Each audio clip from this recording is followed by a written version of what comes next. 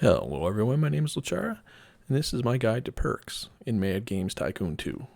I should point out before we get started that this game is in early access. I'm making this video January 28th, 2021, so my advice could definitely change based off adjustments being made, but I will make notes in the video. If anything does change, then I notice it. Alright, so let's get into it. So let's talk about the ones that are on your CEO that you can pick at the start. So you're stuck with CEO whether you like it or not. Your character does not lose motivation. That's actually amazing. I wish I could put that perk on everybody, but I can't. The next up is Star Designer. Star Designers create hype for games they work on. So this one's okay. It's okay early game especially. But late game when you have a marketing department, this one's kind of bad. It is good early, especially if you have multiple people with it. It stacks up hype pretty nicely. But I don't love this one. Early game, your publishers should be doing marketing for you anyway. You shouldn't need hype. So I don't like taking that one. The next one is Inexhaustible. The Inexhaustible employees do not need breaks. This one is amazing on everybody except you. It's not amazing on you because you don't lose motivation. The main reason people take breaks is to refill their motivation. You don't need that. Now, your CEO character will occasionally get up, get a drink of water, go over to the heater and warm their hands, stuff like that. So it does have a use, but it's not great on your CEO. Amazing on everybody else. Amazing on all your other employees. Next up, we have error-free. Error-free employees never create bugs. It's good. It's never bad, but it's way better early game. Once you have QA, and I mean super early game, once you have QA, it stops being as good. But yeah, if you can have, especially if you can get your first development team, however many people that is, say 4 people, if they all have error free, that's going to help your scores so much. But it's not great. It's good. Talented employees learn faster. This one is really good. There is a very noticeable difference, especially when they're in training. So I love this one. I always take it. Next up is Lucky. Critical work results occur significantly more frequently. This is a great one. It's good on everybody, especially you. And again, sorry, I should go back. Talented. It's good on everybody. You and everybody else. Same with Lucky, but it's not necessary. Sporty, the movement speed is increased. This one's tricky. It's not terrible. It's pretty bad on you because of this, you're not getting up very often. And if you're not getting up very often, then moving faster is kind of pointless. So I'm going to come back to this one in a minute. So the next one is Orderly. Orderly employees do not make dirt and garbage. This one's okay.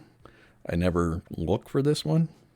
As long as you have garbage cans in every room and you have the odd cleaning robot, you don't really need this one.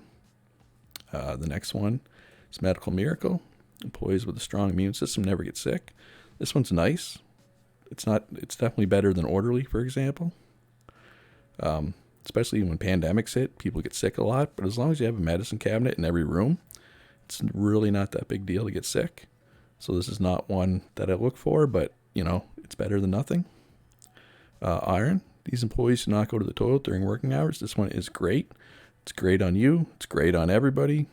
This is the one I do look for. And then we have Leadership. Employees with strong leadership skills give a bonus if they're deployed as a lead developer.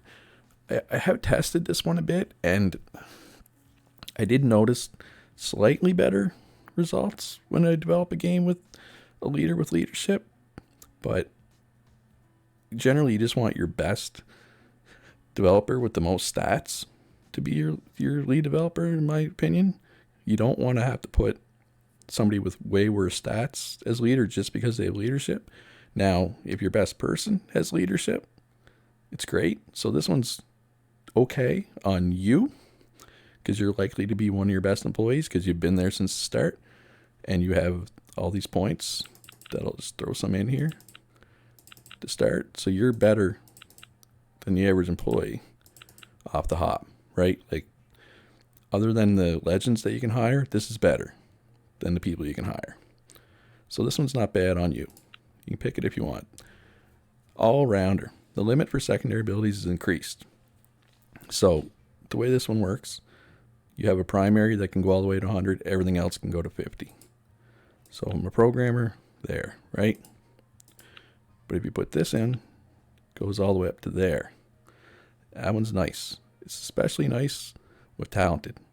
Because, I mean, having the limit higher doesn't help if you don't get there. So I like pairing it with talented. And it's especially good. Sorry, I shouldn't mention this. It's only really good for people that are in your game development room. Your graphic designers only need graphic design. Your sound engineers only need sound, right? Your QA people only need game testing. It's a wasted ability on anybody except your game dev staff. So look for it on your people that are going to be in your main game dev room. Everybody else, useless. So I like this one, these two for sure. Now, for what else you want to pick on your guy or girl, Lucky's good. This one's good really early. This one definitely has use. Make sure you get your guy or girl in training if you do go with this to make sure they're the best. This is probably what I would do. This is my preferred, but there's not really a wrong way to do it, although these three here, I would avoid these three. They're the worst, in my opinion.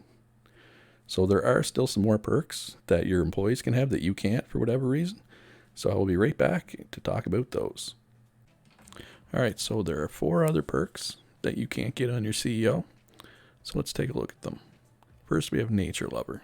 This one's a little weird. Nature lovers need plants in their vicinity. Their motivation increases when they water plants. So, I mean, it's strictly worse than it doesn't take breaks, right? So basically, this person, when their motivation gets low, they'll get up and they'll water a plant, which will fill their motivation, so they won't need to take as many breaks, except watering the plant is kind of a break. So if you do have any of these, I never seek out this perk, but if you do happen to have somebody with it, what you want to do is make sure there's a plant in their room. And it'd be easy to say, oh, put the plant next to their desk, but the problem is, if that person gets up to go to the bathroom, say, and somebody else goes on break at the same time, when Hendrik here gets back from the bathroom, he might not go to the same desk. He might just go to the other desk. They don't go to the assigned desks necessarily. They go to the closest one generally. So you just want to have a couple plants in the room of anybody that's a nature lover. It's not terrible, but don't seek it out. Then we have Loyal. Loyal employees never quit. I have not had an employee quit yet. It's not too hard to hold on to people. This will be something that I mention. I'm going to do more of a full guide that will be linked whenever it's done. But as long as you aren't terrible, people shouldn't quit. Which is kind of similar to this one here, Modest. Modest employees do not need high quality office equipment. So let's just get out of here and we'll go into this. Shows the quality of your offices. So see all this green? These are high quality. And the way to get high quality, well, the plants here, basically, as long as you throw a couple posters on the wall, a couple of carpets on the floor, see some carpets here and here, you'll be fine. Now, if you have a whole room full of people that are modest, it means you don't have to do that. But the chances of you finding a whole room full of people that have modest, it's pretty slim, so it's kind of pointless. I mean, it's not bad. It's just not good. I would never seek it out unless you have a couple people with it already and you just want to make a room that you don't have to improve. But it does not cost much to throw a couple posters and a couple of carpets down. So this is one I would not worry about. Would not seek it out, that's for sure. And the other one is Inuit.